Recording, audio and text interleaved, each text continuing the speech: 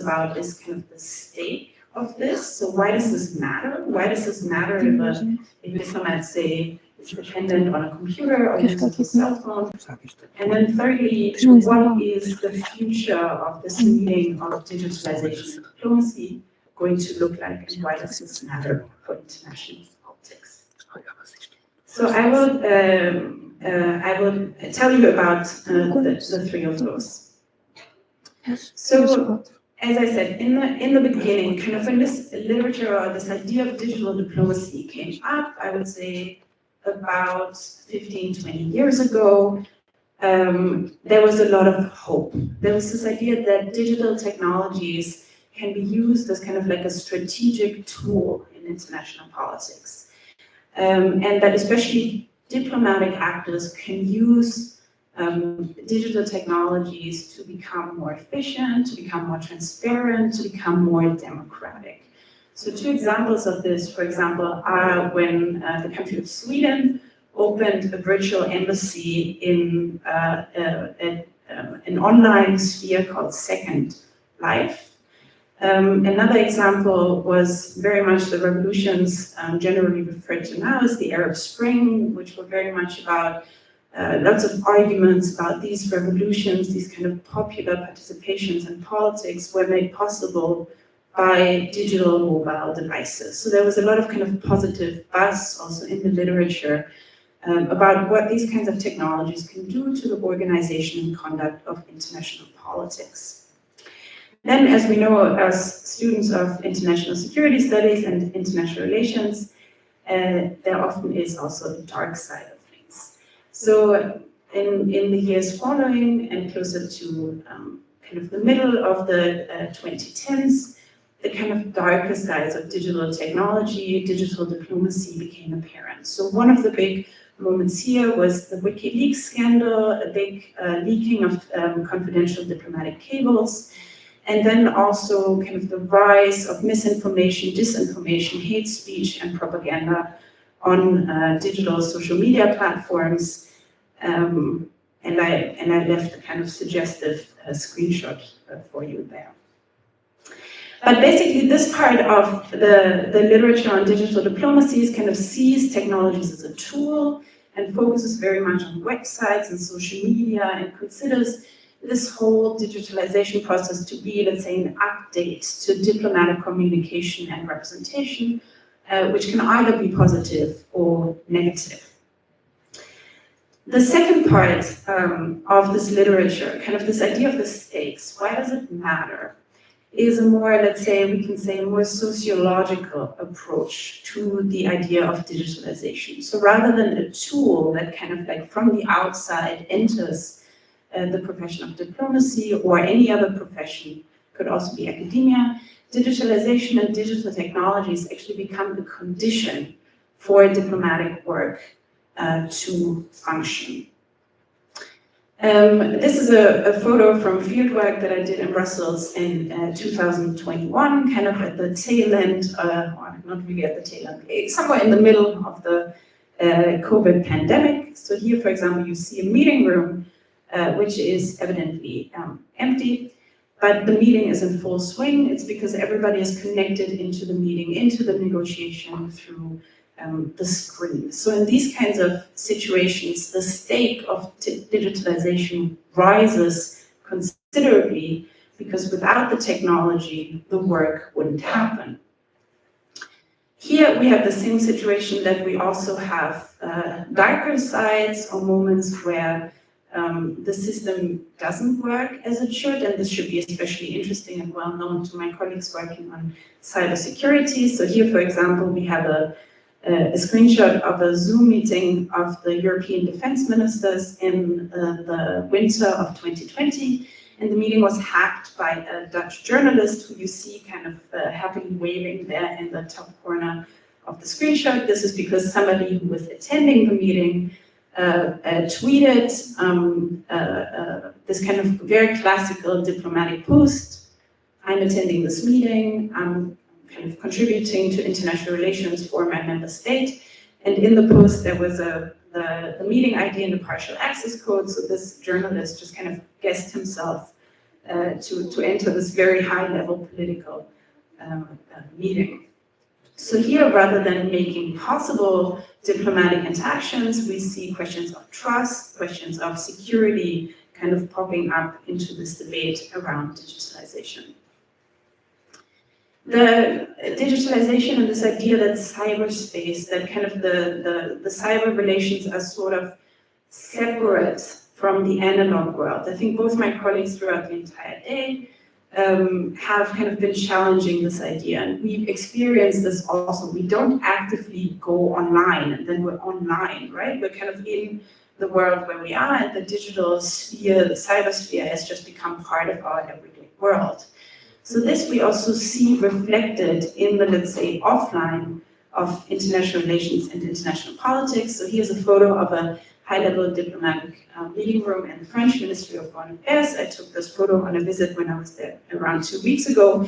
And you see this little box outside of the meeting room, these little lockers. These have become commonplace kind of in diplomatic settings, which is where the attendees of the meetings have to leave their cell phones or other devices in order not to compromise the confidentiality of the meeting. So in this kind of question, what is the stake? Why does this matter? So digitalization here is seen less as a tool, but as a condition for diplomatic work. And then really much in the literature, there's a big debate on kind of the changes in use, questions of status, questions of trust, questions of security. The third part of this kind of understanding of what is digital diplomacy is this idea that digitalization is a threat to the profession and also increasingly a substantial issue that diplomatic actors have to deal with kind of in their day-to-day business. So this idea that it is a threat to the profession. Read any, let's say, academic piece on digital diplomacy, and a lot of them start with a quote from a British diplomat from the 19th century who supposedly said, upon seeing a telegraph in a diplomatic office, "Oh my God, this is the end of diplomacy. As soon as we have communication means that kind of can circumvent face-to-face interaction, our profession will cease to exist." This has not happened over the last 150 years, but this anxiety of kind of what is our purpose if we can talk to each other without traveling to see each other, without having the face-to-face meeting, is very present, especially in this profession. The diplomatic profession is kind of experimenting, let's say, with ideas of like AI diplomacy, AI meetings. The Council of the European Union, for example, they have a research and development unit where they're kind of talking about whether they should make a council-verse, so kind of like a metaverse of European politics. Hasn't happened yet, but this is at least what the profession is kind of thinking about. So this is one element of kind of the future of diplomacy and digitalization. And the other one, which is also something that we see very much in current political debate, which we see when we travel to Brussels, for example, or listen to policy makers across at least the Europe, is that digitalization has become a substantial political issue, that diplomats across borders, multilateral fora are increasingly working on as something that needs to be fixed. So for example, in the European context, we at the moment have these big regulatory packages, the Digital Services Act, the Digital Markets Act, the AI Act. So these kinds of attempts to rule in cyberspace, to create like a regulatory architecture in order to deal with kind of the growing importance of digital spaces in everyday life. Part of that has also been that there have been some, for a diplomatic scholar, really interesting developments. So for example, the photo you see here to the right is the European Union that recently opened an office in San Francisco in order to kind of directly engage with the local technology scene of Silicon Valley. So in this idea of what is the future of diplomacy and digitalization, we see on the one hand kind of this focus on professional practice, and then digitalization is a substantial issue of geopolitics. So this was the bigger part of what I wanted to tell you, kind of to give you an idea of what is the academic literature saying on this kind of question and on this concept. I also want to talk briefly about the other two aspects of the panel. And the first one is this idea, what is power in the digital age? And I think we can have like a whole, if you're looking for a topic for next year, this is also, you know, certainly a topic big enough to hold an entire conference about. But very broadly, I think we can differentiate between two different kinds of power kind of in the digital era. And the first one, and up in my colleagues' presentations here, is this like tangible question of power, kind of intangible, we can call them things. So the hardware of digitalization, the infrastructure, the resources, the supply chains, the cables, the underground cables that crisscross the oceans, for example. And then also this tangible issue is the question of software. So where is the know-how? Who is the talent? Where is the talent? Where do they go to work? And also where is the innovation happening?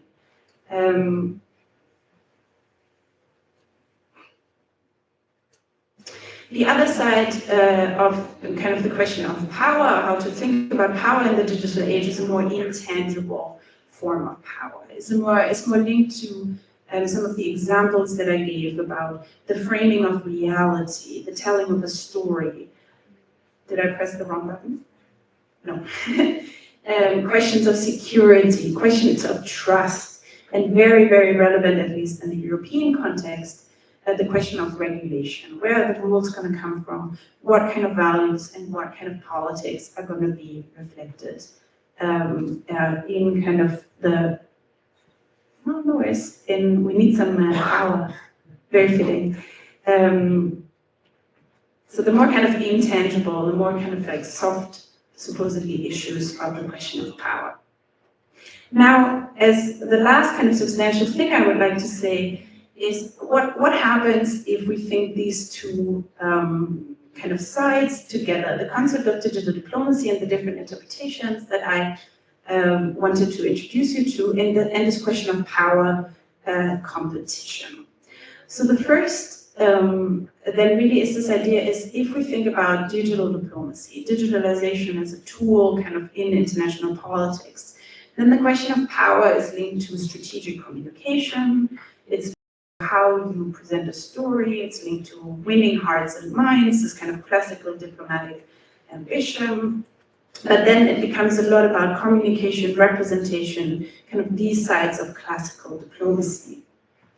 If we think about digitalization as a condition for diplomacy, so the diplomatic profession and other international professions partly being dependent on digital technologies, then it becomes a lot about competencies.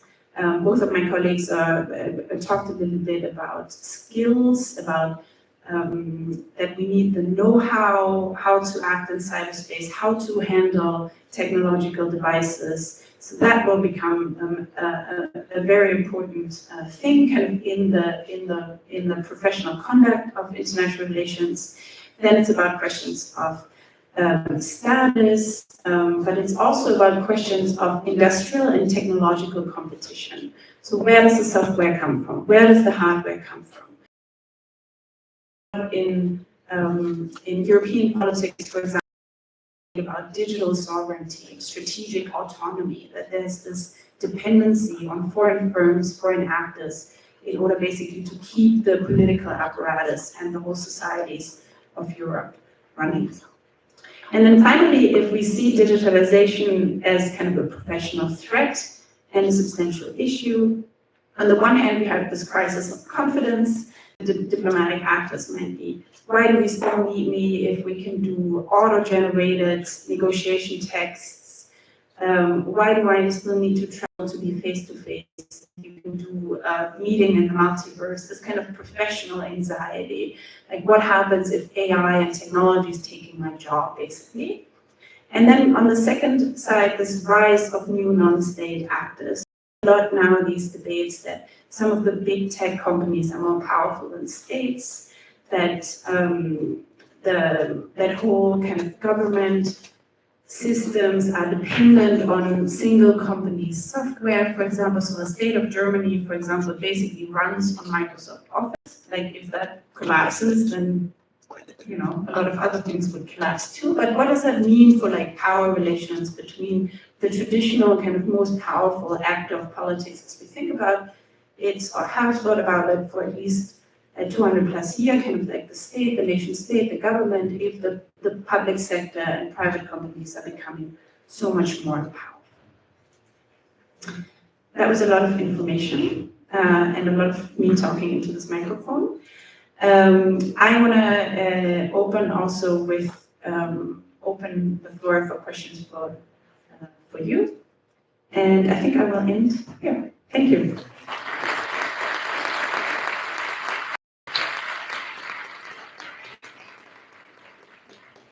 Thank you very much. We have three excellent presentations.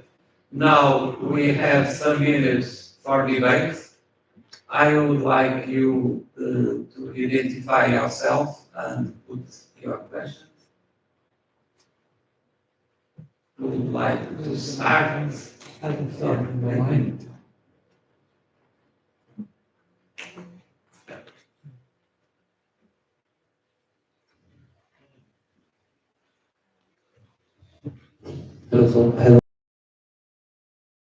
for your nice presentations and also for accepting our invitation. My name is Mohammed Aslomi and I'm an Iranian professor of international relations at the University of Milan. So just by introducing myself, you probably know that I'm going to ask a question from Fabio about stocks.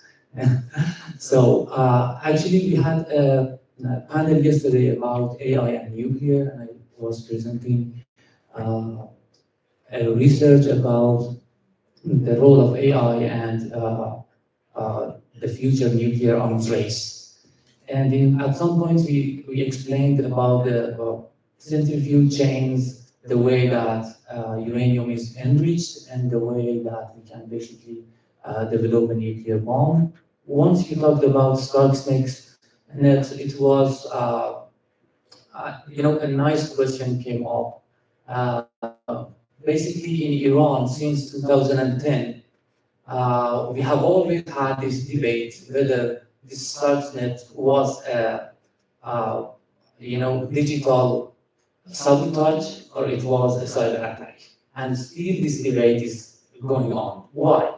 Because this malware or this virus was delivered physically in a non-traditional manner by a USB drive into Iranian centrifuges, because normally centrifuge chains are offline or analog, so they are not connected to cyber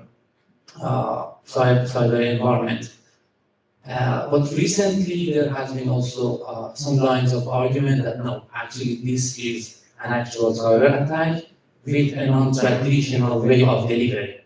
I would like to know your opinion about this, first of all, and whether do you think we had also other instances or examples of this non-traditional delivery of malwares in cyber environment or not, and whether we can really consider them as a cyber attack or it's just digital sabotage. Thank you so much. Thank you. Shall I take the question? Yeah, you can. No, thank you. This is a very interesting question, and as I was mentioning, Stuxnet has played a crucial role, right, in the entire architecture of cybersecurity thinking, especially with regards to international law applications to the case, right? So the Tallinn manual, the first Tallinn manual, actually identifies this as a use of force, right, but not as an attack, exactly because of this element of digital sabotage, rather than being a cyber attack. So I think this, perhaps in this sense, this is more a question for lawyers. But I think what is interesting is that the question of attribution, for instance, remains, right? So Iranian authorities were hesitant to even admit that this had happened. And obviously that's because they didn't want to disclose a vulnerability, they didn't want to signal vulnerability to the entire world.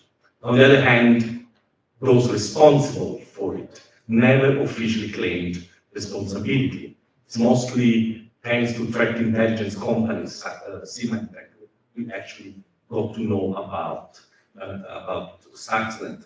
So going back to the question of sabotage or cyber attack, I think this is very much the puzzle at the moment in cyber warfare scholarship. And it all started from Stuxnet. So we might argue that Stuxnet being the most harmful cyber attack. I mean, we had probably attack on Ukrainian infrastructure in 2015, but Stuxnet is unprecedented in that sense, right? For this physical harm that was caused, even if it was delivered through a USB pen. So I think the question then, starting from Stuxnet, is this a new domain of warfare, somewhere in the gray zone, which never amounts to armed conflict? And then again, this is not a question for lawyers, or can this be considered to be an intelligence competition, where sabotage is the norm? And I think if I had to position myself, I think it's neither and both at the same time, right? So that's why we moved from this idea of cyber war to cyber conflict, to capture all what is happening in this gray area, right? So I think in that sense, the framing of this as an act of cyber conflict through digital sabotage would be my framing of this. I hope that answers your question.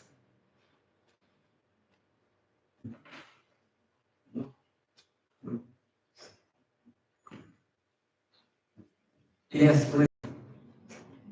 Thank you very much for the three very interesting presentations, absolutely inspiring. Thank you also very much for being here today, for taking time, and also, of course, your effort to come here, especially after this power outage, which made us all a little bit more unstable, a little bit less comfortable, and of course, more concerned about how we live our everyday lives.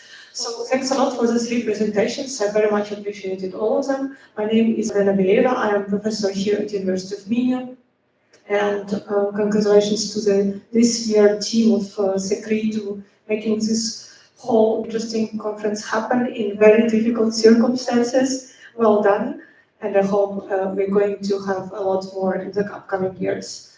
I have a question that is going to all of the speakers. I would like to know your position regarding the cyber capabilities. So we don't have a cyber war, this is clear.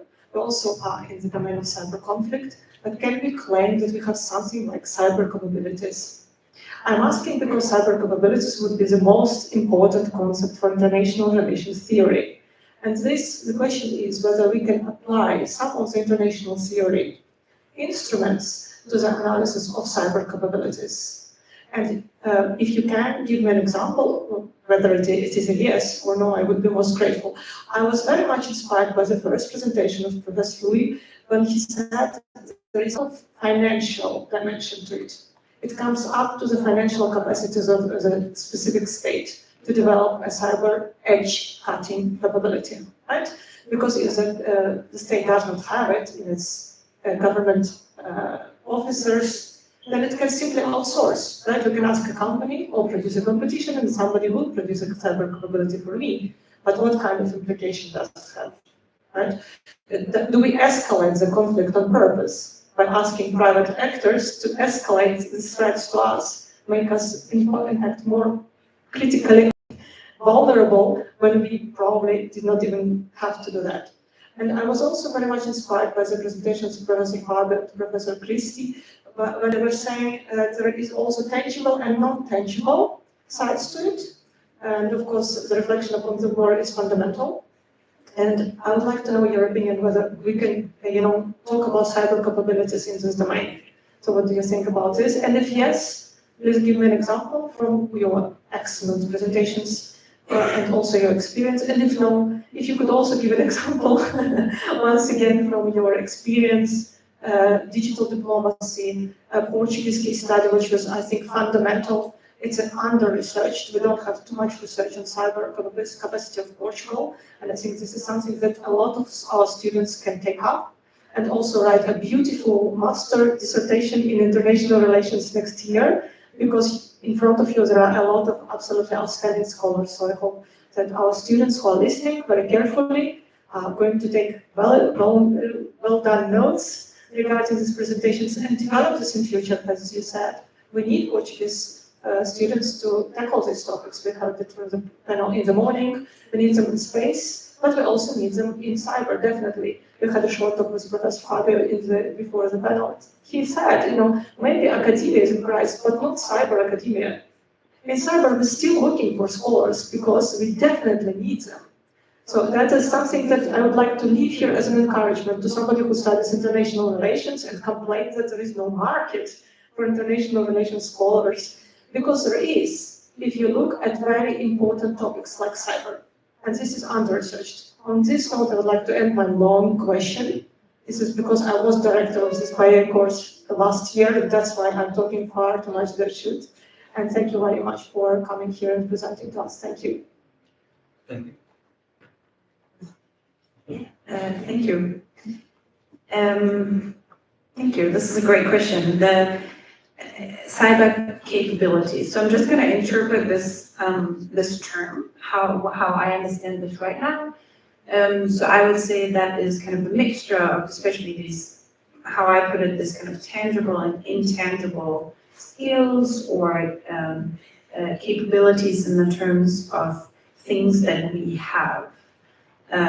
So I think if we want to approach this through the lens of international relations theory, I think the ideal or the most, ideal case scenario, like the promising scenario, would be to look at this through like a liberal lens, through like a liberalist lens as a shared problem, especially in terms of the European context, in terms of the multilateral context, where liberal IR theory gives us this terminology, for example, of relative gains and absolute gains.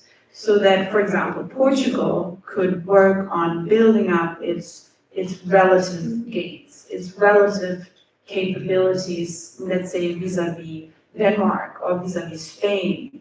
But then the question is whether, as members of the European Union, for example, it wouldn't be more promising to be working towards kind of the absolute gains, the absolute idea of pooling capabilities, bringing them together. So I think if we look at this from a structural level, kind of the European Union wants to say we should look at this through a liberal lens. Then of course, I'm sure if you've kind of been following up to date with the fascinating literature that is the literature of international relations, we hear that the international liberal order is in crisis.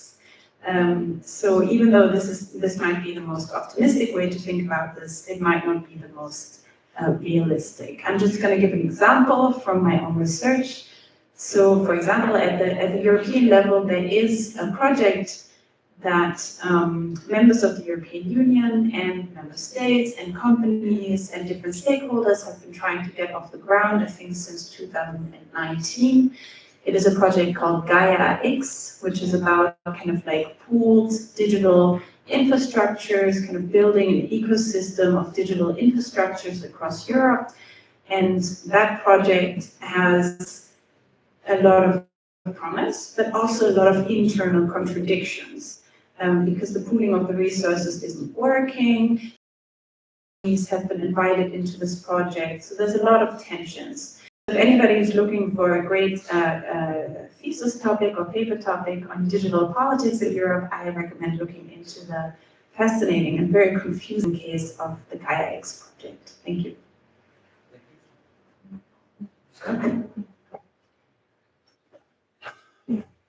Last question.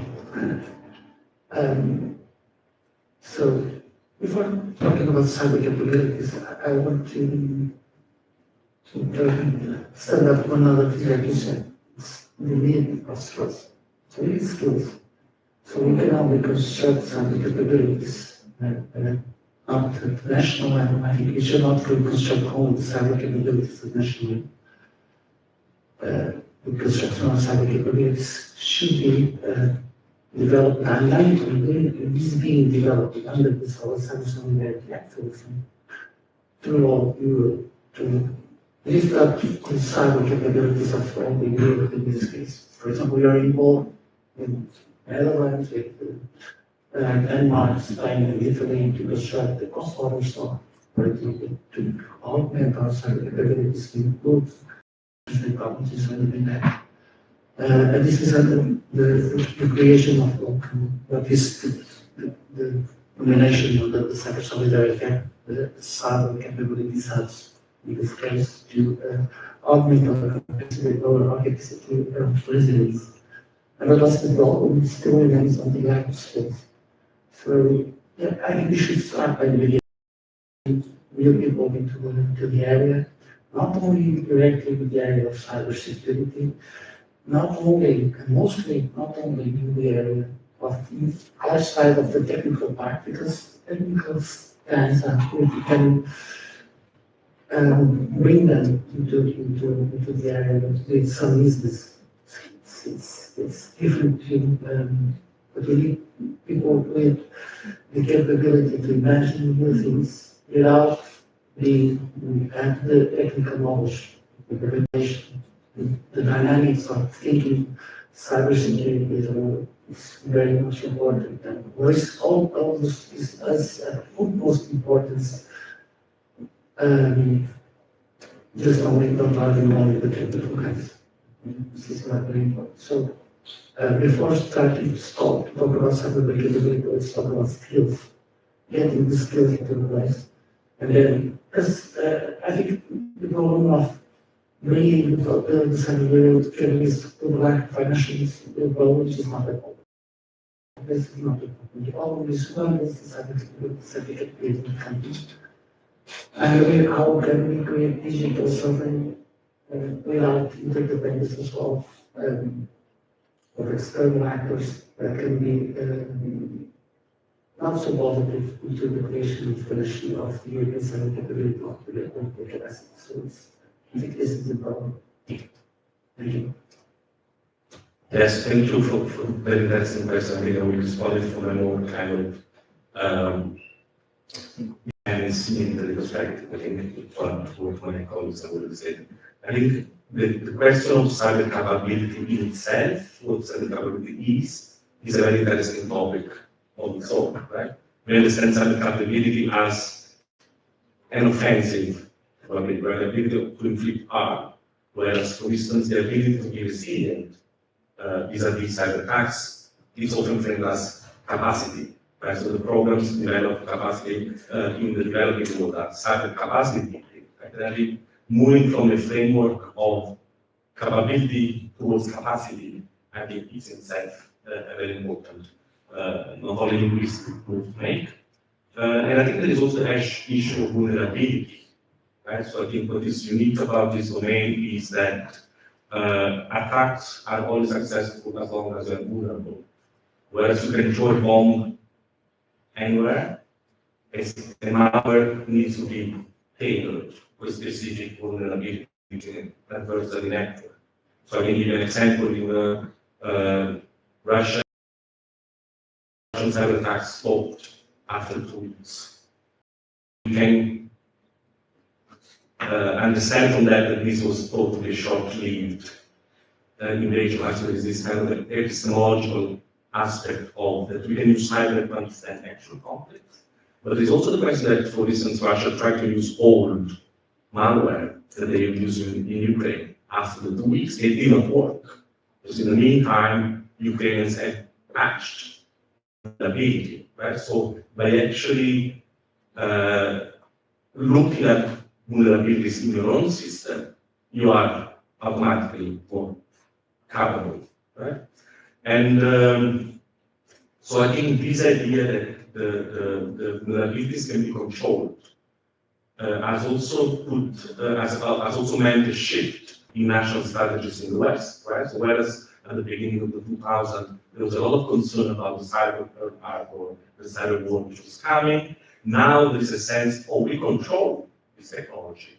Let's use it for offensive gains, right? So there is this rhetoric in many countries, particularly in UK and US, on offensive cyber strategies. So how to use cyber capabilities to inflict harm on the adversaries as a deterrent for them harming us.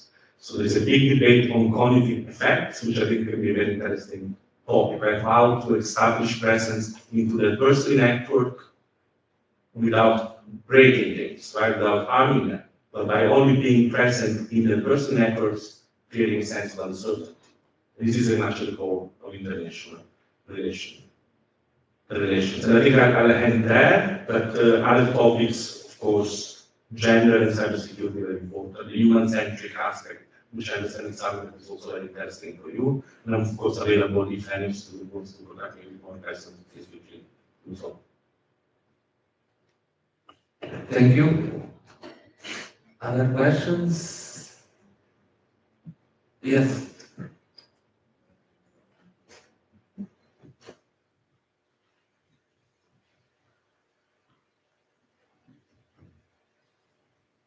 My name is Carlos. I'm the third year student from the International Relations course here at University of Minha. My question is more of a practical way, I guess.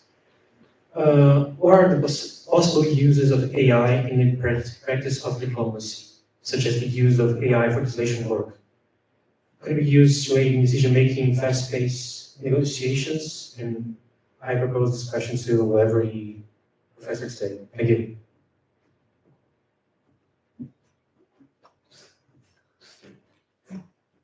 Thank you, Carlos. I'm happy to tell you what I know, which is not that much. No, which is not that much because this is something that is being debated right now, and right now, especially in the diplomatic context that I know best, which is kind of the multilateral European context. So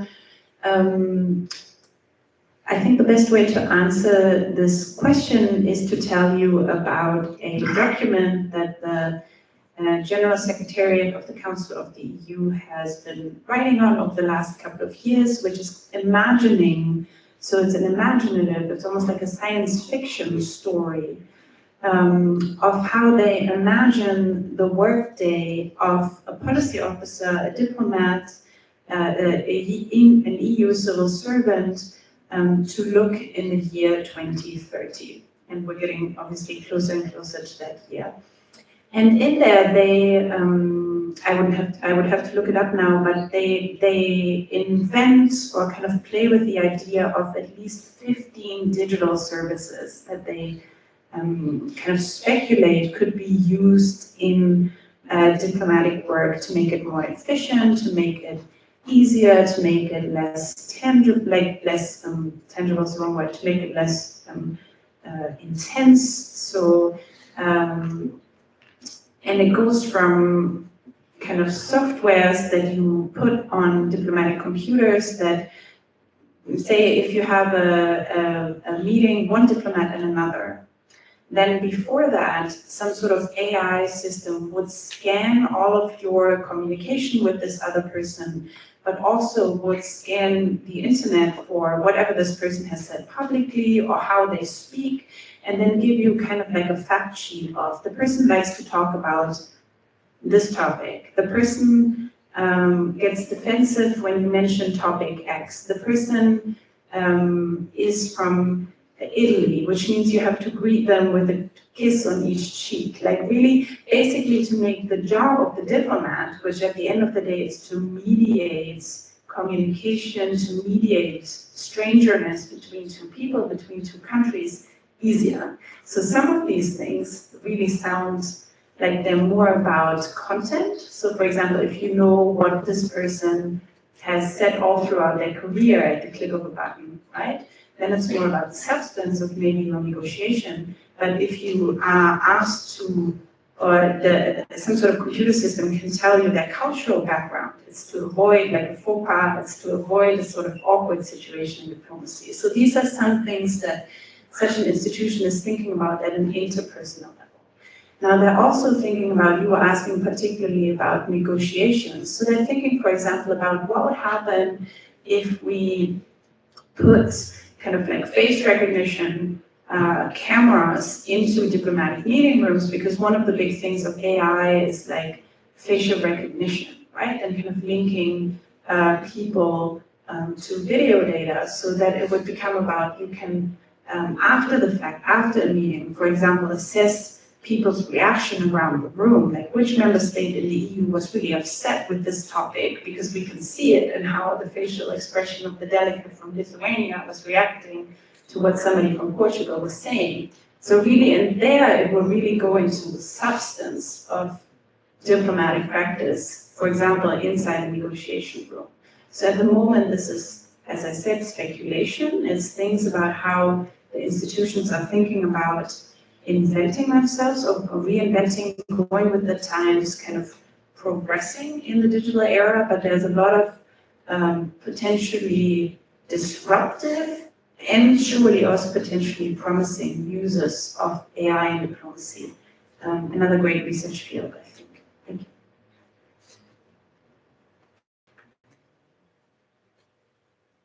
you. Just a small comment. I think you should, it's a small, I don't think we might find technical. But let's look at the AI as a tool. That doesn't substitute anything as the humans. So if we put the tool to help us to use the companies to look at the reactions of everything else, we as humans are going to evolve to do other kinds of decisions based on other indicators that we do not know. Look at the AI as a tool, not as a substitute or a decision or the ultimate decision maker. I think this is, we should not be afraid of the AI. We should be, look at the AI and make the best use of it as a tool, not as a substitute, and not be afraid of it. So thank you. Yes, very briefly, not necessarily about diplomacy and AI in relation to cyber conflict, right? I think we do not see necessarily a change in terms of operations. So there is at this moment very much speculative thinking around AI and cyber conflict. We had this volume, artificial intelligence and international conflict in cyberspace. That might be a good starting point to read more about this. I think there is three. In this volume, we came up with three levels of considerations, right? The first one is the technical promise of AI for cyber conflict, the idea that thanks to AI, we can actually identify vulnerabilities better. But of course, as always, it can be also used for offense.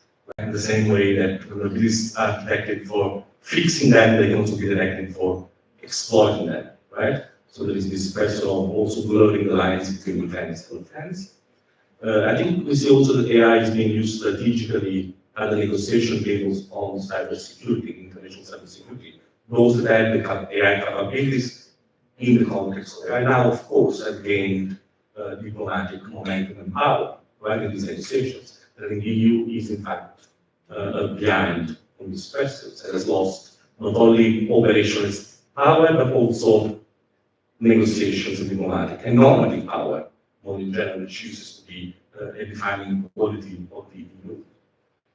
And I think the third element is more the legislation of AI in relation to cyber conflict, right? That we're in a context where agencies already diluted, it's difficult to understand who is responsible for cyber attacks. And with AI, this might be even more the case. So we see a lot of AI applications in relation to disinformation, which is a bit of a different type of threat, where content and information manipulation is much more accurate thanks to AI because it can process larger amount of data. Thank you. More questions? Yes, please. Good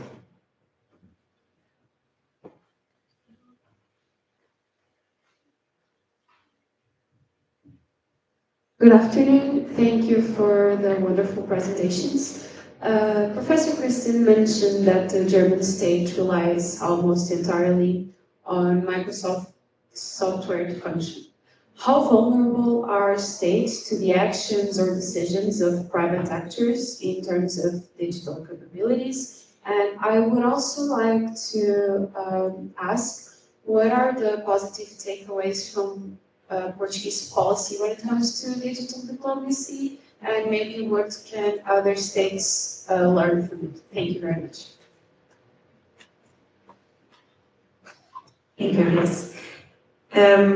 So what I said about Germany and Microsoft, this is from a study done from a consultancy firm called PwC, which I'm sure you can find, which was looking at dependencies of the public sector on private sector software. And the idea here is that the way in which state services are organized, you know, if you want to apply for a passport or an election has to run somehow on computers and servers, data needs to be stored and this and that, that in these kinds of infrastructures, also in the infrastructure and how the state communicates with the citizens, how information spreads, so a lot of kind of basic services in the healthcare sector, in the education sector, are to a large extent dependent on both private sector and a foreign company. So this is part of the debate that we have right now in European politics, and it has come up multiple times today, this idea of strategic autonomy and this question of digital sovereignty kind of has become, these have become these like buzzwords in the last 10, 15, almost 20 years in terms of what, if our daily life, social life, political life is so much dependent on digital technologies, then there's a dependency, a vulnerability there if these technologies are outside of our control. So just to give you another example, for example, from the EU system in Brussels, during the pandemic, they were very conscious about using an internal kind of video conference system, both in terms of hacking, even though that still happens. So the hack was on the internal system rather than a commercial provider. But also this question, like if the software is down, if it fails, if it has a malfunction, then if you don't have control over it, you have no way of reviving it. So for example, in Brussels a couple of years ago, there was like a real panic among diplomatic actors because WhatsApp was down for like 2 or 3 days. And these people felt like they couldn't do the informal coordination work ahead of big meetings because they lost that channel of communication. And of course, if you then have no control of reviving that channel of communication, but are dependent on a foreign private actor to do that, then if, for example, in diplomacy and state bureaucracy, communication is a core thing of what you do, and you make yourself dependable in that core function on an outside provider, then the question of sovereignty, the question of autonomy becomes, starts kind of to shake. So I think these are like really big questions that at least the European countries at the moment don't really have any answers to. I think it's time to finish. One more? Okay, I'm sorry, I didn't see.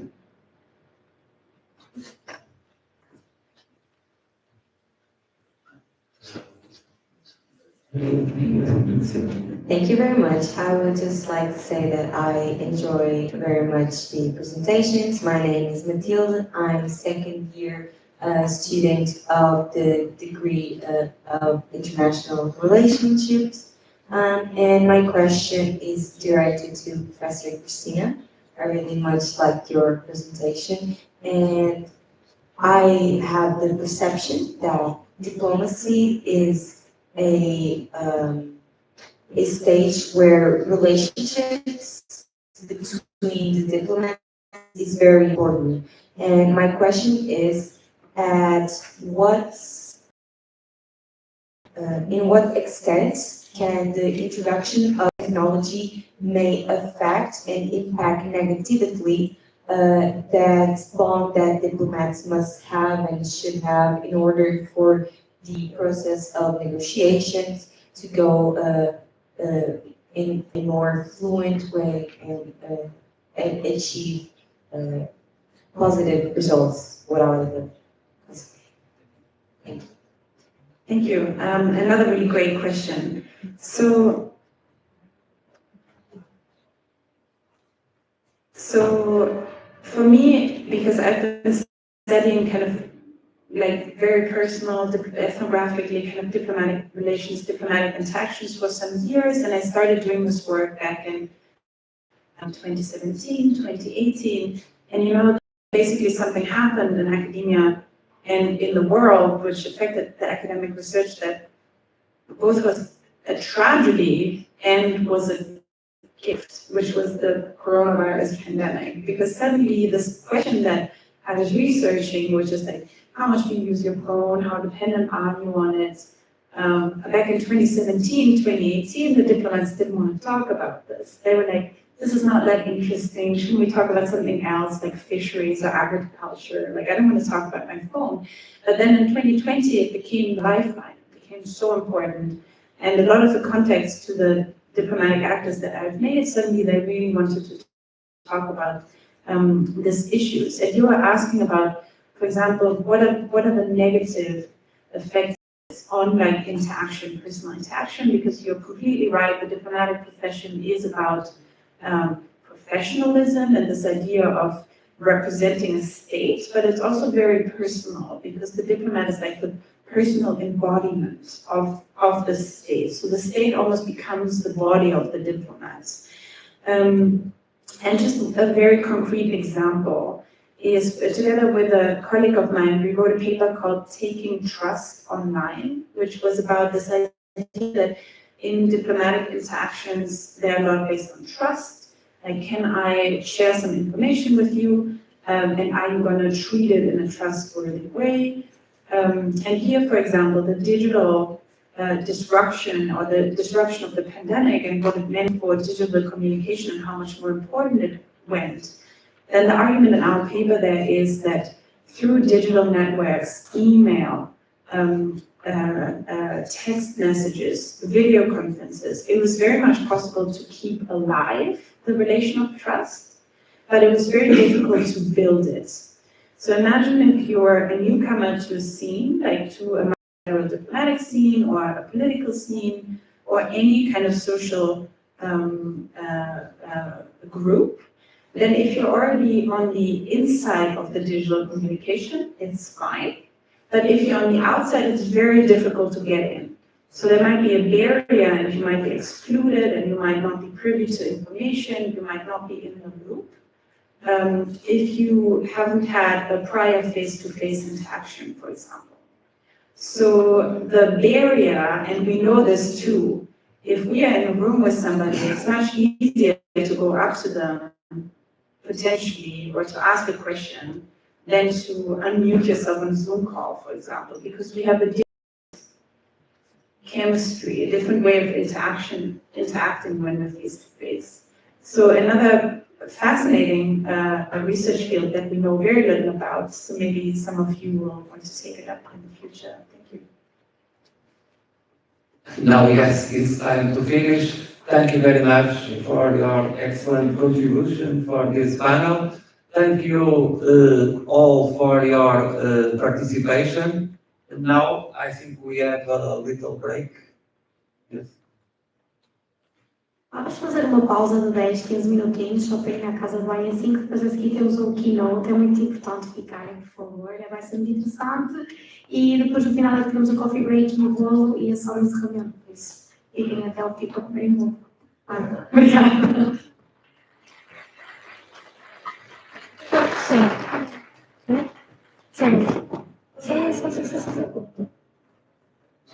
Não, não metas à frente.